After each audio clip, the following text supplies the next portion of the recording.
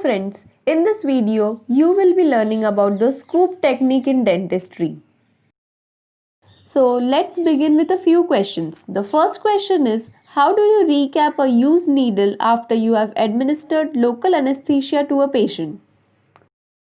The second question is the way to recap a used needle similar to that of recapping a pen? Answer to the second question should be obviously no. Recapping a used needle is not similar to that of recapping a pen because it's risky and can cause needle stick injuries. Needle stick injury is a very common occupational hazard for dentists.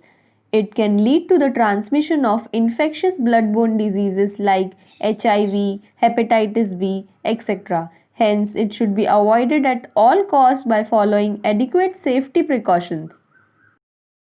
Scoop technique is the only correct method of recapping a needle after LA administration.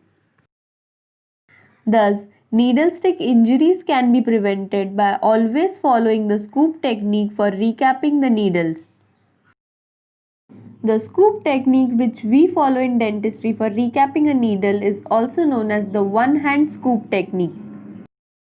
Now, before proceeding to see how is the scoop technique performed, here's one important point for the dental students. So, scoop technique can be a viva question in oral surgery exams. Most of the dental students do follow this technique while administering LA to the patients, but they are not aware of its name. So, you need to know this. Now, let's see how is the scoop technique performed.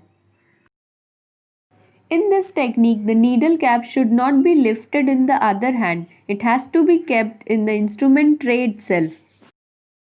And the administrator has to simply slide the needle tip into the cap without touching the cap in order to scoop up the cap.